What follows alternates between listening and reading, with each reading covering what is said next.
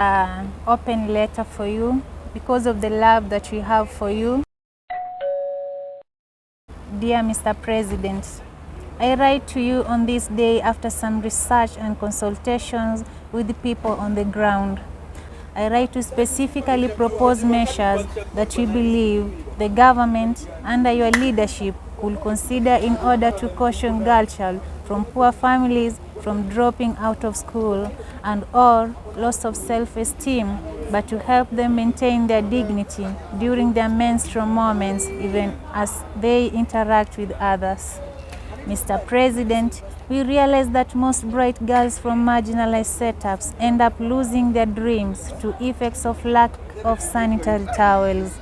Our dear President, do you know that these angels from disadvantaged families use torn and stuffed clothes or plants, leaves as sanitary towels? Mr. President, some of them even use nylon paper bags, which were banned by the government, making it even unavailable.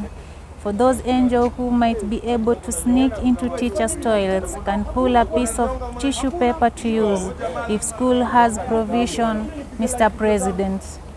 Mr. President, those options as used by these angels are at times worse than lack of it, since it solves one problem, but bring the health risk with it. The girls, Mr. President, are not only exposed to pelvic inflammatory disease, but also fungal infections amongst others. The girls are as well exposed to itching of their private parts, since fungus get attracted by the wetness of these options. Sir, the advantage of sanitary towels is that it absorbs and keeps the girls dry, giving them comfort and health precautions, unlike those options which absorb but get wet and stay wet. Mr. President, lack of decent changing rooms or toilets for these girls in schools is also another trauma for them, making them opt to stay back at home during their period. For the school which have provisions for the towels, Mr. President, still they get overwhelmed due to less supply. This makes teachers to divide the sanitary pads into two in desperation to serve at least 2 girls at a time, Mr. President. During your manifesto, Mr. President, I listened carefully when you took us through your manifesto, arithmetical understanding of facts. This gives me confidence that you will understand the unfortunate part of my concern and appeal. Mr. President, look at this. A girl takes 4 to 5 days. Some even goes to 6. That means she has 12, that is 60 days of menstrual experience annually. That also means that the girl misses 60 days of class every year if the experience doesn't fall on a weekend. Our beloved President, with the education system, we have 270 days a year of school divided to 90 days a term. If a girl misses all the classes due to her menstrual cycle, it means she will only attend class 210 days in class instead of the normal 270 days. Like other male counterparts or advantaged girls, it gets worse, Mr. President. If the girl gets infected with PID or fungal or itches, it gets even more worse, Sir President, if the menstrual days fall on exam days or on days that class undertakes serious subjects.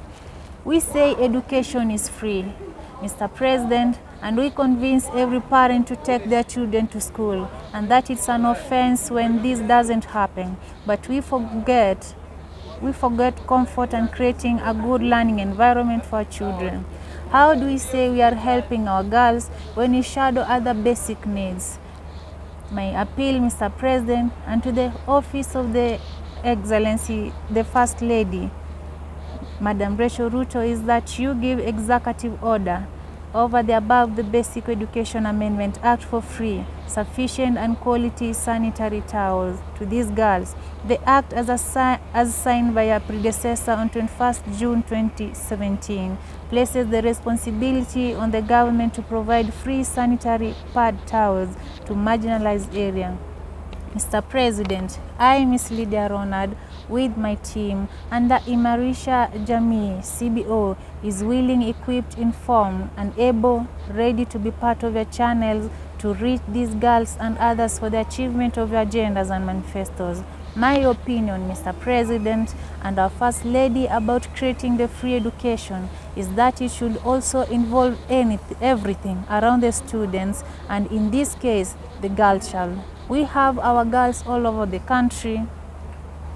Suffering from lack of the sanitary towels, and the most unfortunate thing about this situation is that the money allocated by the government does not reach them. They don't have a voice to speak to them, our First Lady, our President, and this is the voice I'm lifting now. I'm appealing to be advised by you, Mr. President, and possibly be invited for a way forward meeting on this matter, since I know it touches your heart as well as it does to mine. Thank you for the audience, and may God bless you as you lead this great nation to our next level of greatness.